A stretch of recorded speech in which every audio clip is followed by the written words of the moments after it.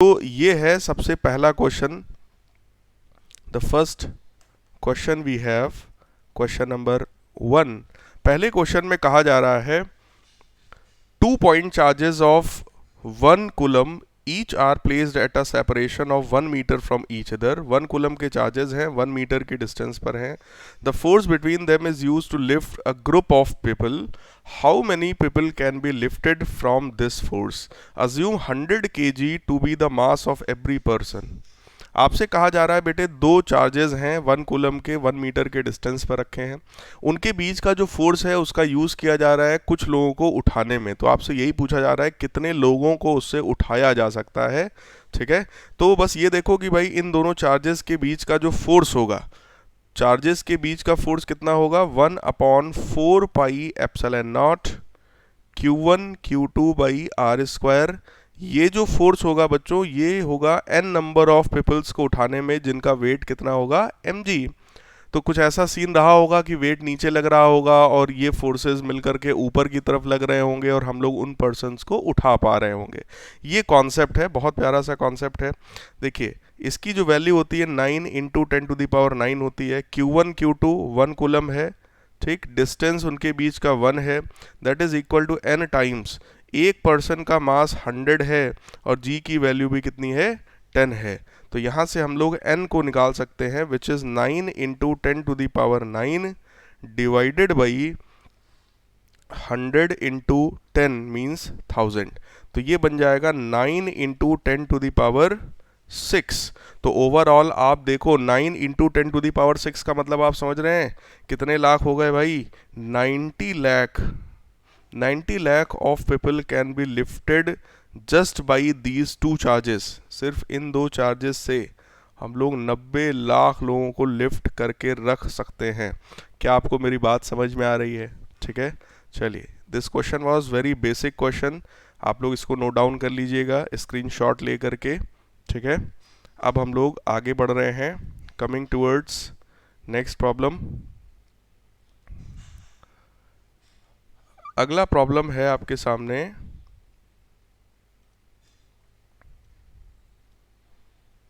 ये है आपका अगला प्रॉब्लम। इसको मैं थोड़ा बड़ा कर दूं, ठीक, ये है वो प्रॉब्लम। अब इस प्रॉब्लम को ध्यान से पढ़िए। इस प्रॉब्लम में आपसे कहा गया है two protons are placed close to each other, calculate the ratio of the electric force to that of the gravitational force between them। दो प्रोटॉन्स हैं, उनके बीच का इलेक्ट्रिक फोर्स कितना होगा भाई? इलेक्ट्रिक फोर्स की वैल्यू हो जाएगी K Q1 Q2 by are square. ठीक है, और अगर हम लोग ग्रेविटेशनल फोर्स की बात करें तो वो जाएगा capital G M1 M2 by are square. आपसे कहा जा रहा है इन्हीं दोनों फोर्सेस का रेशियो बताइए।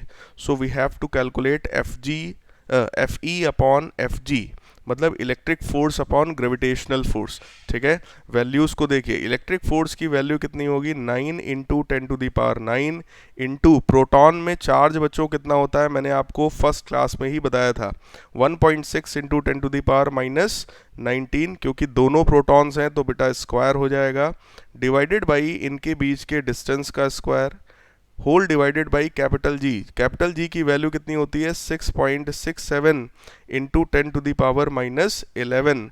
अब आते हैं प्रोटॉन के मास पर। बताओ भाई प्रोटॉन का मास कितना है 1.67 इंटू 10⁻27 kg। ठीक है, whole divided by are square, ये भी बेटा स्क्वायर हो जाएगा क्योंकि दोनों जो है वो प्रोटॉन्स हैं। तो आर स्क्वायर से आर स्क्वायर कैंसिल होगा और आप इस रेशियो को बोलो, आप इस रेशियो को कैलकुलेट कर सकते हैं। जैसे ही आप कैलकुलेट करेंगे ये आ जाएगा 1.24 इंटू 10⁻36। तो ये आपका आ गया answer, that is your answer. बहुत सिंपल, बहुत फार्मूला बेस्ड, बहुत फंडामेंटल क्वेश्चन था। ठीक है, इसको नोट डाउन कर लीजिएगा। चलिए अगले क्वेश्चन की तरफ हम लोग बढ़ रहे हैं, coming towards next question, that is your question number 3। Question number 3 को देखते हैं भाई, 3 में ऐसा क्या है खास। क्वेश्चन नंबर 3 ये आ गया,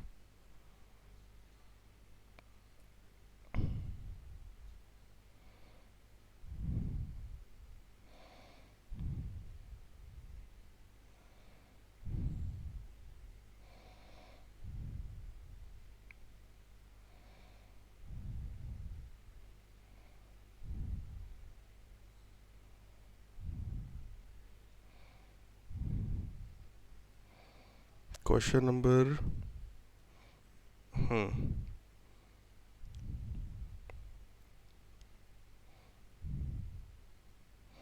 हाँ जी, तो क्वेश्चन नंबर 3 आते हैं। ये रहा आपका क्वेश्चन नंबर 3। क्लियरली विजिबल है अब? चलिए, so it is your question number 3। Third question यार देखो क्या है। Two infinitely small bodies are charged by rubbing against each other are found to attract each other with the force of this. ठीक है, ये फोर्स है इनके बीच का। When separated by a distance of 5 into 10 to the power minus 8, how many electrons were transferred from one body to other after rubbing? ये board point of view से अगर देखा जाए तो एक इंपॉर्टेंट क्वेश्चन में आता है। ठीक है, ध्यान से देखो। इस क्वेश्चन में क्या है, हमारे पास दो चार्जेस हैं जिनके बीच का बेटा फोर्स पता है, उनके बीच का डिस्टेंस पता है। पूछा गया है कितने इलेक्ट्रॉन्स ट्रांसफर हुए एक बॉडी से दूसरी बॉडी में। ठीक है, तो अगर बेटा हमको फोर्स पता है तो उस फोर्स का फॉर्मूला भी तो हमको पता है। कितना? 1/4 पाई एप्सिलॉन नॉट, जिसकी वैल्यू मैंने लिख दी है Q1 Q2। ठीक है, Q1 Q2 upon R square. Force की वैल्यू है 3.7 into 10 to the power -13 newton will be equal to 9 into 10 to the power 9 into Q1 Q2। अब देखो, दो बॉडीज को अगर आपने रब किया है तो दोनों बॉडीज पर जो चार्जेस आएंगे वो चार्जेस इक्वल होंगे। ठीक है, इक्वल एंड ऑपोजिट चार्जेस होंगे, तो that will be Q square upon R square. R कितना है? 5 into 10 to the power -8 square. Clear है? बोलो यार। यहाँ से आप लोग Q स्क्वायर की वैल्यू निकाल सकते हैं, जो कि आएगी 3.7 into 10 to the power -13 multiplied by 5 into 10 to the power -8 का square whole divided by 9 into 10 to the power 9।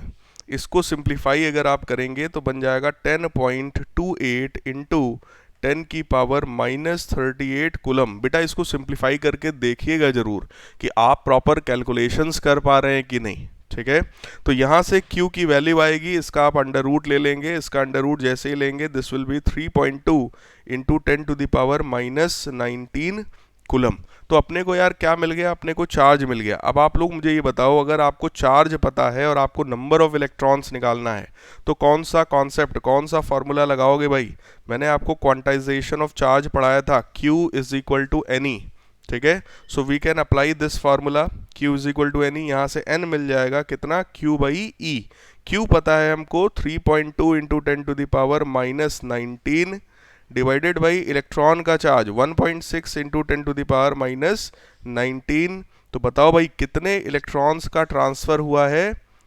सीधे सीधे 2 इलेक्ट्रॉन्स का ट्रांसफर हुआ है। क्लियर है? आपको क्या था? नंबर ऑफ इलेक्ट्रॉन्स पूछा गया था, तो हमने भी यार पहले चार्ज निकाल लिया, उसके बाद सिंपली हमने उसको सॉल्व कर दिया। Any doubt? अब आते हैं अपने अगले प्रॉब्लम पर, that is next problem.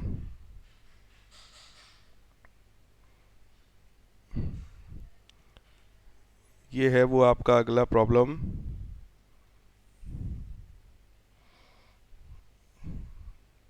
This is your next problem. It is problem number, it is example number 4 which we are doing here. A very small ball of mass 20 gram, ध्यान से सुनना भाई, a very small ball of mass 20 gram carries a positive charge 0.04 microcoulomb. It is held stationary in air due to electric force by a charge fixed below it at a distance of 10 centimeter. What should be the magnitude and nature of the charge? एक ball है, ध्यान से देखना भाई, एक ये ball है, ये बॉल है। इस बॉल का मास अपने को पता है 20 ग्राम। ठीक है, इस पर जो चार्ज है Q, उसकी वैल्यू है 0.04 microcoulomb. It is held stationary in air due to electric force by a charge fixed below it. इसके नीचे यहाँ कहीं पर एक कोई चार्ज है। ठीक है, मान लो एक यहाँ पर कोई कैपिटल Q चार्ज है।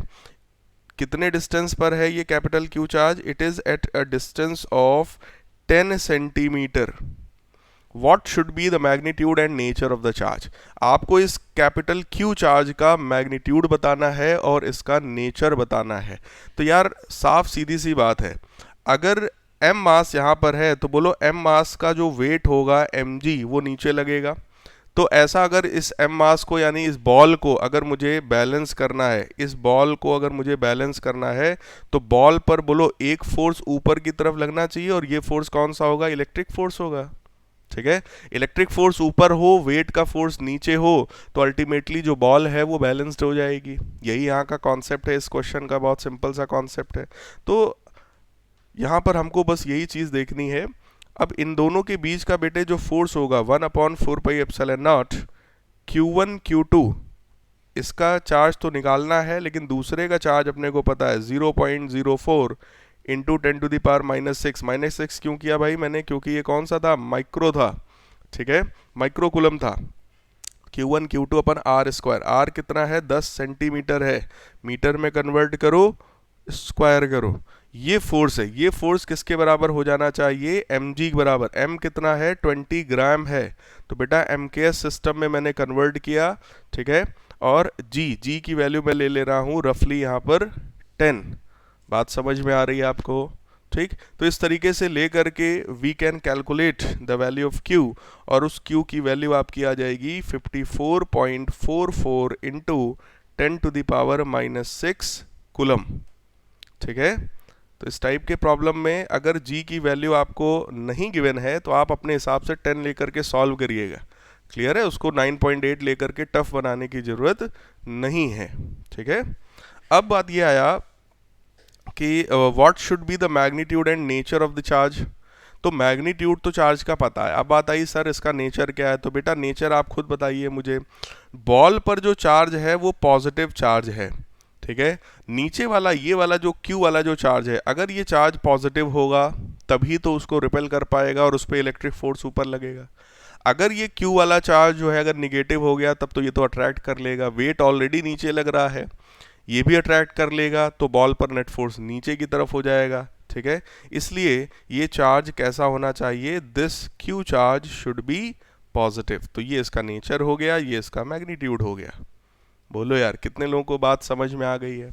किसी भी न्यूमेरिकल में कोई भी डाउट लगे तो आप लोग मेरे से व्हाट्सएप पर पूछ सकते हैं, you can ask your doubt. ठीक है, एक क्वेश्चन बस और मैं आपको करके दिखाऊंगा। देखिए अगला क्वेश्चन हम लोग लेकर के आ रहे हैं, that is your question number 5। Question number 5 देखिए,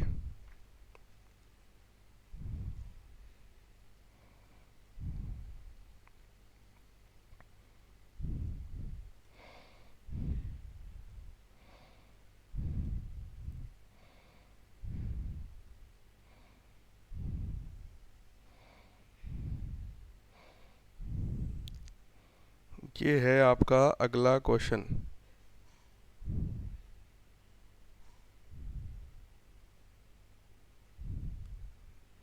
ठीक है, चलिए अगले क्वेश्चन को देखते हैं। This is your next question, that is question number 5। Fifth question देखिए भाई, कहा जा रहा है positive charge Q is fixed at a point in space, there is another charge -q which moves in circular path of radius r। अच्छा भाई circular path है, मैं एक डायग्राम बनाने की कोशिश कर रहा हूँ। ठीक, इस डायग्राम में देखो क्या सीन है। सीन ये है कि इसके सेंटर पर यहाँ कहीं पर एक पॉजिटिव चार्ज Q है, ये चार्ज है। there is another charge -q, एक कोई चार्ज और है -q which moves in circular path of radius. अच्छा, यहाँ पर एक चार्ज है -q जो कि एक सर्कुलर पाथ में घूम रहा है, जिसकी रेडियस है small r around a given fixed charge. Capital Q वाला जो चार्ज है बेटे ये अपनी जगह पर फिक्स्ड है, जबकि स्मॉल q वाला जो चार्ज है वो मान लो इस तरीके से एंटी क्लॉकवाइज इसमें जो है वो चक्कर लगा रहा है। ठीक है, रोटेट कर रहा है। आपसे कहा जा रहा है assume the electrostatic force between them is the only force acting on them, calculate time period of revolution of charge. आपको इस Q -q चार्ज के रेवोल्यूशन का टाइम पीरियड बताना है। कॉन्सेप्ट बहुत सिंपल सा है, बहुत ध्यान से सुनो। अगर कोई भी ऑब्जेक्ट बेटा सर्कुलर पाथ में रोटेट कर रहा है तो मैंने आपको बता रखा है वहां पर एकमात्र फोर्स जो होता है वो कौन सा है हमारा, वो mv²/r, जिसको हम लोग सेंट्रीपिटल फोर्स बोलते हैं। तो वो फोर्स कौन सा हो गया, सेंट्रीपिटल फोर्स। एक चीज मैंने आपको और सिखाई थी कि सेंट्रीपिटल फोर्स कोई ऐसा नहीं है जो अंदर की तरफ लगेगा, ठीक है। सिस्टम में जो फोर्स पहले से लग रहा होगा, यहाँ पे सिस्टम में फोर्स कौन सा लग रहा है, इन दोनों के बीच का इलेक्ट्रिक फोर्स। बताओ भाई, एक पॉजिटिव चार्ज है एक निगेटिव चार्ज है, तो दोनों के बीच का अट्रैक्टिव फोर्स होगा ना बेटा, वही अट्रैक्टिव फोर्स यहाँ पर सेंट्रीपिटल फोर्स के बराबर हो जाएगा। क्योंकि अगर ये चार्ज -q चार्ज को अगर सर्कुलर पाथ में घूमना है तो एक सेंट्रीपिटल फोर्स, सेंटर की तरफ एक फोर्स होना मस्ट है, बिना इसके ये कभी भी सर्कुलर पाथ पर रोटेट नहीं कर पाएगा, ठीक है। तो इस कॉन्सेप्ट के साथ हम लोग सिंपली सॉल्व कर सकते हैं, mv²/r that should be equal to the force between them, that is 1/4 pi epsilon naught capital Q small q upon r square. अब बहुत से लोग यहाँ पर कंफ्यूज्ड हो गए होंगे, सर आपने एक चार्ज Q है एक चार्ज -q है, तो आपने यहाँ पर -q क्यों नहीं लिखा। तो बहुत ध्यान से बेटा सुन लो, फोर्स एक वेक्टर क्वांटिटी होती है, एक चार्ज पॉजिटिव है दूसरा निगेटिव है, इस बात से सिर्फ एक चीज समझ में आती है कि दोनों के बीच का फोर्स कैसा होगा, अट्रैक्टिव होगा। और चेक करो मैंने अट्रैक्टिव दिखाया है रेड कलर से, देखिए Fe मैंने लिखा है, अट्रैक्टिव फोर्स दिखाया है। तो यहां पर अब माइनस लिखने का कोई मतलब नहीं है, ठीक है। एक r से एक r कैंसिल हो जाएगा और अपने पास v की वैल्यू आ जाएगी which is √1/4 pi epsilon not capital Q small q upon m r।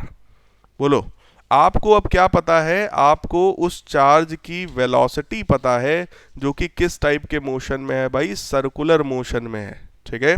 तो वेलोसिटी से अब क्या करेंगे यार, हमको निकालना क्या था, ध्यान से देखो क्वेश्चन में हमको क्या निकालना था, हमको चाहिए इसका टाइम पीरियड ऑफ रेवोल्यूशन। तो जल्दी से बताइए टाइम पीरियड ऑफ रेवोल्यूशन का फॉर्मूला क्या है। अगर कोई ऑब्जेक्ट सर्कुलर पाथ में घूम रहा है तो सीधा सा कॉन्सेप्ट क्या है, speed is equal to distance upon time. So time is equal to distance upon speed. Distance कितनी है, एक चक्कर में डिस्टेंस होती है 2πr और स्पीड कितनी है उसकी v। तो बेटा टाइम पीरियड कितना आ जाएगा 2πr अपॉन v, और v की वैल्यू कितनी है 1/4 pi epsilon not capital Q small q upon m r, ठीक है। तो अगर इसको थोड़ा सा और सिंप्लीफाइड फॉर्म में लिख दिया जाए तो क्या हो जाएगा, it will become 2πr times √4 pi epsilon not m r upon capital Q into small q। तो इस तरीके से भी आप चाहो तो छोड़ सकते हो, या अगर आपका मन है तो आप इस 2πr को अंदर भी ले जा करके आप एक फॉर्म में ला सकते हैं, ठीक है। एक मिनट, ठीक है, इस तरीके से भी आप इसको अंदर ले जा करके लिख सकते हैं। तो मैं एक बॉक्स बना दे रहा हूं, that is your final answer.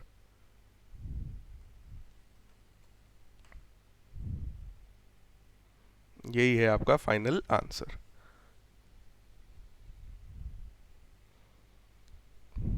ठीक है भाई।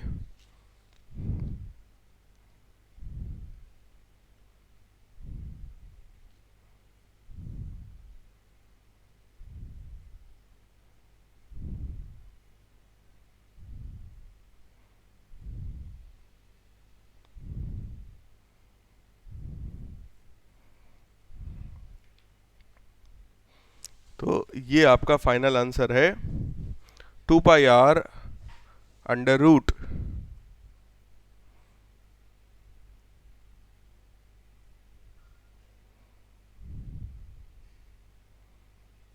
इस तरह से आप यहाँ पर फाइनल आंसर अपना लिख करके दे सकते हैं, ठीक है गाइस।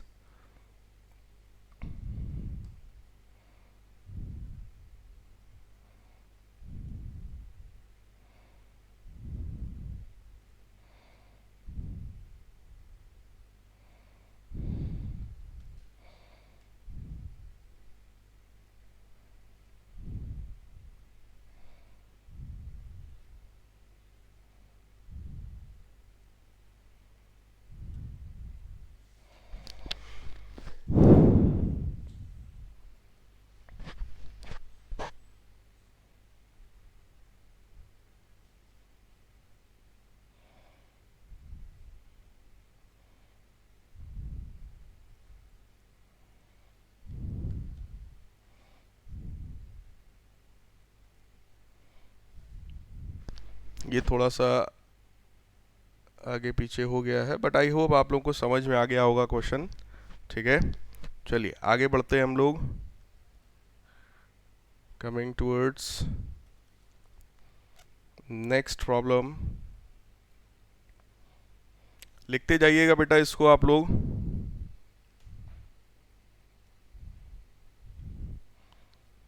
अगला जो क्वेश्चन है आपके लिए, नेक्स्ट प्रॉब्लम इज दिस।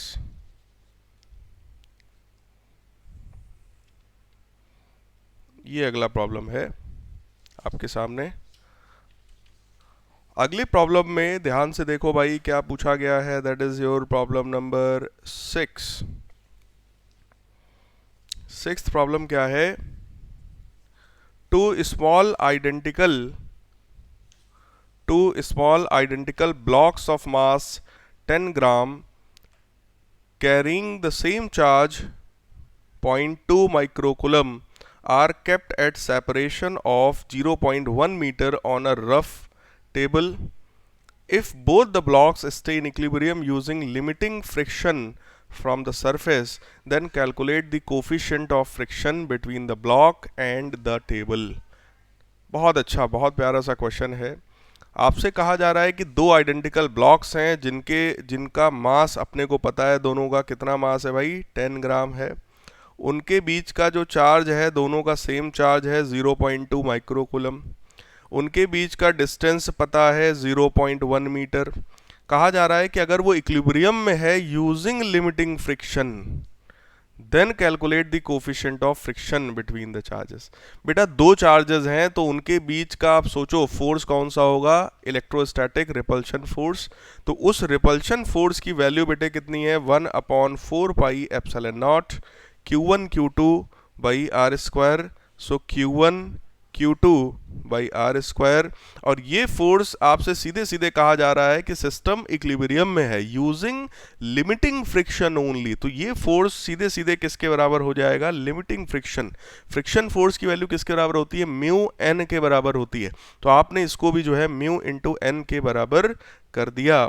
ठीक, नॉर्मल रिएक्शन। सो म्यू की वैल्यू मिल जाएगी, कितनी वैल्यू मिल जाएगी भाई, Q1 Q2 दोनों सेम हैं तो बन जाएगा Q square 4 pi epsilon not, ठीक है, आर स्क्वायर एम जी। इस तरीके से हम लोग इसकी वैल्यूज को रख करके we can find out the value of mu. अब आप देखो चार्ज कितना है, 0.2 माइक्रो मतलब 10 की पावर -6 का स्क्वायर, ठीक है। 1/4 पाई एप्सिलॉन नॉट की value 9 into 10 to the power 9। Distance है 0.1 मीटर तो इसका स्क्वायर। मास चाहिए हमको कितना है, 10 ग्राम। तो 10 ग्राम को हम केजी में बदलेंगे तो 10/1000। और जी की वैल्यू आप रफली 10 लेकर के सॉल्व कर दीजिए, ठीक है। तो इस म्यू की जो वैल्यू है वो नियरली 0.36 म्यू की वैल्यू आनी चाहिए। ये वैल्यू म्यू की आएगी, ठीक है। So this is all about this numerical. Clear? चलो, तो इतना मैंने आपको आज 6 न्यूमेरिकल्स कराए हैं। कुछ न्यूमेरिकल्स अभी हम लोग आगे और करेंगे, ठीक है। तब तक मैं आपको आगे अब कुछ थ्योरेटिकल चीज़ें भी पढ़ाऊंगा। आज की क्लास